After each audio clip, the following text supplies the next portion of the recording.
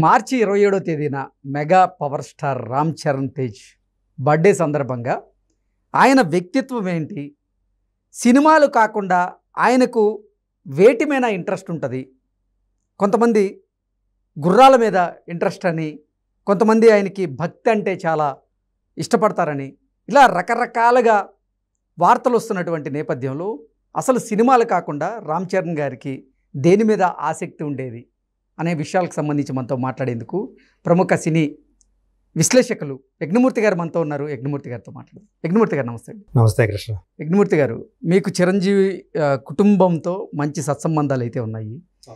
చిరంజీవి గారి అబ్బాయి mega power star Ram Charan గారి బర్త్డే రేపు ఉన్న నేపథ్యంలో అసలు ఆయన వ్యక్తిత్వం ఏంటి, ఆయన ఎలాంటి విషయాలను గౌరవిస్తారు, ఆయన ఆసక్తి ఏంటి, ఇవన్నిటి మీద ఇప్పుడు చర్చ నడుస్తూ ఉంది సోషల్ మీడియా వేదికగా. ఏంటి సినిమాలు కాకుండా రామ్ చరణ్ గారికి మిగతా వేటి మీద ఆసక్తి, ఆయన వ్యక్తిత్వం ఏంటి, అసలు ఆయనకి భక్తి మీద ఉన్న నమ్మకం ఏంటి అంటే ఏం చెప్తారు? రామ్ చరణ్ ప్రధానంగా చెప్పాలంటే వాళ్ళ తండ్రి లాగానే, చిరంజీవి గారి లాగానే ఫ్యామిలీ మ్యాన్. సో సినిమా అయిన తర్వాత తను ఇంకా నేరుగా ఇంటికి రావడానికే చూస్తాడు చిరంజీవి గారు. సేమ్ అదే ఆ రకమైనటువంటి గుణాలే తనకి వచ్చాయి. సో ఒక ఫ్యామిలీ మ్యాన్గా ఇల్లు, సో తను అయితే మనకి ఎట్లయితే ఆఫీసు ఇల్లు తనకు అట్లాగే షూటింగ్, ఆ తర్వాత షూటింగ్ లొకేషను ఇల్లు. సో అట్లా తను వాళ్ళ మదర్కి కానివ్వండి, వాళ్ళ నాయనమ్మ గారికి కానివ్వండి, అంజనాదేవి గారికి కానివ్వండి, సురేఖ గారికి చాలా వాళ్ళని ఒక చాలా గౌరవిస్తాడు. తర్వాత వాళ్ళకి చాలా భక్తితో ఉంటాడు వాళ్ళ పట్ల. అలాగే పెళ్ళైన తర్వాత ఉపాసన విషయంలో, భార్య ఉపాసన విషయంలో అతను వ్యవహరించే తీరు కానివ్వండి, అంటే ఒక భార్యతో ఎలా ప్రేమించాలి ఏంటి, ఒక మంచి కొడుకుగా తెలుసు, ఒక మంచి భర్తగా తెలుసు, ఒక మంచి మనవడిగా తెలుసు, ఒక మంచి తండ్రిగా కూడా మారారు ఈ మధ్యకాలంలోనే. సో ఇప్పుడు 2012లో వాళ్ళ వివాహం అయింది. మనకు తెలుసు, అపోలో హాస్పిటల్లో ప్రతాప్ రెడ్డి గారి మనవరాలని చెప్పేసి. సో అంత పెద్ద ఫ్యామిలీ నుంచి వచ్చిన ఆమె కూడా ఇక్కడ ఇమిడిపోయిన విధానం ఈ కుటుంబంతో. సో కొంత టైం ఎక్కువ తీసుకున్నప్పుడు కూడా క్లింకార్ అని ఒక పాపకి వాళ్ళిద్దరూ జన్మనివ్వటం, ఇవన్నీ చూసుకున్నప్పుడు కూడా మీరు అన్నట్టు ఎందుకు ఫ్యామిలీ మ్యాన్ అన్నాననేది తెలుస్తుంది. మీరే అన్నారు కదా, ఒక మంచి కొడుకున్నాడు ఆయనలో, ఒక మంచి భర్త ఉన్నాడు, ఇప్పుడు ఒక మంచి తండ్రిగా మారిపోతున్నాడు, ఒక మంచి మనవడు ఉన్నాడు, ఒక మంచి అల్లుడు వాళ్ళకి. సో ఇన్ని కోణాలుగా. సో అట్లాగే స్పిరిచువల్గా కూడా అతను అంటే ఎక్కువగా దైవ భక్తి ఎక్కువ తనకి. సో వాళ్ళ నాన్నగారు అయ్యప్ప స్వామి ఆరాధకుడు. ప్రతిసారి ఆయన మాల వేసుకుంటారు. తను కూడా అదే బాటలో 2008 నుంచి అనుకుంటా. సో ఆయన అప్పుడు మొదటిసారి ఆయన అయ్యప్ప దీక్ష వహించడం. అప్పటి నుంచి ప్రతి సంవత్సరం క్రమం తప్పకుండా ఆయన మండలం రోజుల పాటు, 41 రోజుల పాటు ఆయన అయ్యప్ప దీక్షలో ఉంటారు ప్రతి సంవత్సరం. ఆ సీజన్ మనకు తెలిసిందే కాబట్టి ఆ సీజన్లో ఆయన అయ్యప్ప దీక్ష వహించడం.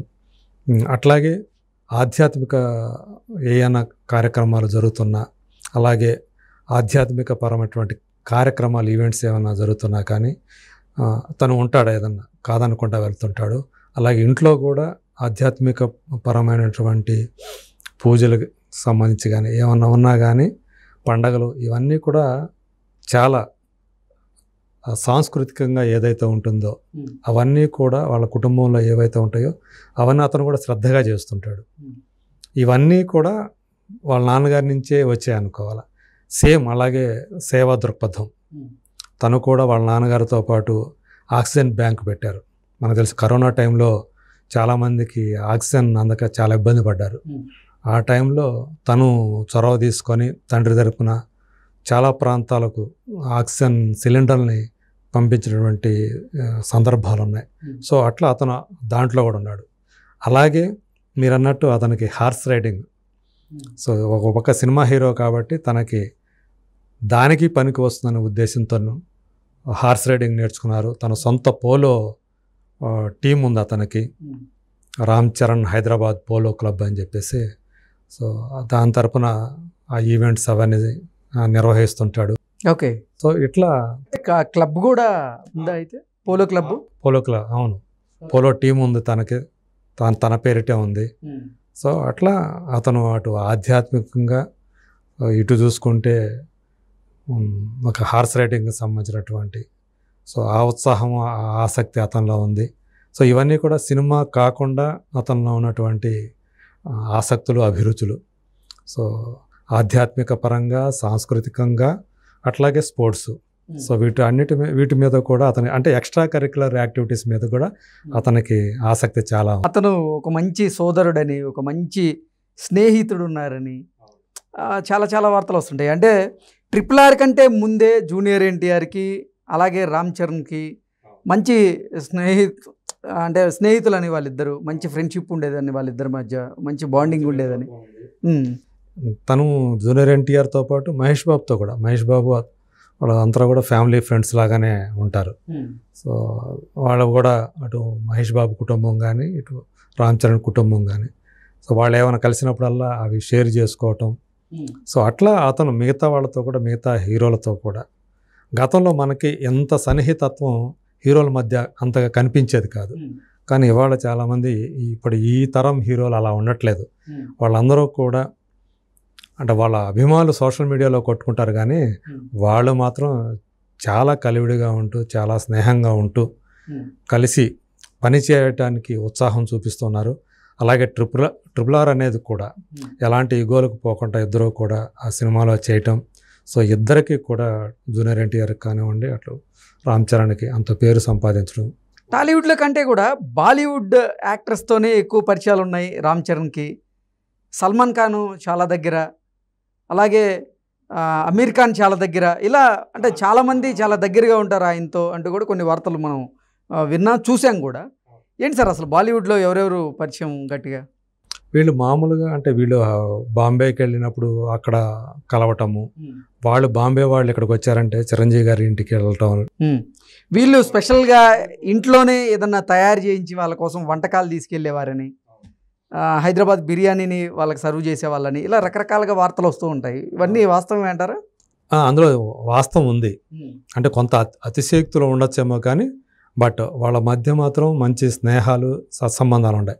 ఎందుకంటే వాళ్ళు కూడా అక్కడ ఉన్న ఖాన్ త్రయం కానివ్వండి, అట్లాగే హృతిక్ రోషన్ కానివ్వండి, అలాగే అక్షయ్ కుమార్, వీళ్ళందరూ కూడా, అజయ్ దేవగన్, సో వీళ్ళందరూ కూడా ఇక్కడ మన హీరోలతోటి సత్సంబంధాలు ఉన్నాయి.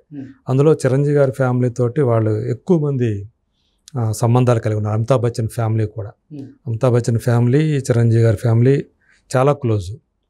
సో ఆయన హైదరాబాద్ వచ్చినప్పుడు ఇక్కడ అంటే మనకి కనిపించకపోయినా కానీ హైదరాబాద్కి వస్తే మాత్రం చిరంజీవి గారి ఇంటికి వెళ్ళటం అనేది ఆయన జరిగే విషయం. అట్లా రామ్ చరణ్ కూడా అదే విధమైనటువంటి ఎక్కడ భేషజాలు లేకుండా, ఎక్కడ యుగోలు లేకుండా, సో అందరితో కలివిడిగా ఉండే ఒక స్నేహపాత్రుడిగా పేరు తెచ్చుకున్నాడు. సో అట్లా అతని వ్యక్తిత్వం కూడా అంటే తండ్రి చాటు కొడుకు అని కాకుండా తన సొంత అస్తిత్వంతో ఒక సొంత వ్యక్తిత్వాన్ని అతను ఏర్పరచుకొని ఈరోజు తనే ఎక్కువ సొంతంగా నిర్ణయాలు తీసుకుంటున్నారు. సో అతను తీసుకునే నిర్ణయాలకి తండ్రి కూడా హర్షిస్తున్నాడు ఈరోజు. అతను చేసే పనులు కానివ్వండి, అటు కల్చరల్గా కానివ్వండి, అట్లాగే ఆయన స్టోరీలు ఆయనే సెలెక్ట్ చేసుకుంటారు. చిరంజీవి గారి జోక్యం ఉండదు అనేది. మొదట్లో కొంచెం ఆయన సలహాలు ఇచ్చేవాళ్ళు చిరంజీవి గారు. సో ఎలాంటి సినిమాలు, ఒక సినిమా ఒక పెద్ద హిట్ వస్తే మళ్ళీ దానికి ఫాలోఅప్ ఎలాంటి సినిమా చేయాలి, ఇలాంటి కొన్ని సలహాలు ఆయన ఇచ్చేవాళ్ళు. మొదట్లో ఆయన కూడా కథలు వినేవాళ్ళు ఆయన. సో ఇప్పుడు ఈరోజు కొడుకుకి కంప్లీట్గా ఆయన, ఎందుకంటే ఇప్పుడు చిన్న స్టార్ కూడా కాదు, తన పైగా ఏంటంటే తన మెచ్యూరిటీ లెవెల్స్ కూడా పెరిగినాయి. సో 40s రాబోతున్నాడు త్వరలో. సో ఇప్పుడు అతను తనకు సంబంధించినటువంటి తన సినిమాలకు సంబంధించినటువంటి కథలు వినటం కానీ ఆ జడ్జిమెంట్ తనే తీసుకుంటున్నాడు. సో అలా తను ముందుకెళ్తున్నాడు. కరెక్ట్గా చిరంజీవికి తగ్గ వారసుడిగా మాత్రం తను పేరు తెచ్చుకున్నాడు, దాన్ని నిరూపించుకున్నాడు. ఆ లెగసీని కాపాడే ప్రయత్నం చేస్తున్నారు. లెగసీని కాపాడతాడని గట్టిగా మనం చెప్పొచ్చు. Okay sir, thank you so much.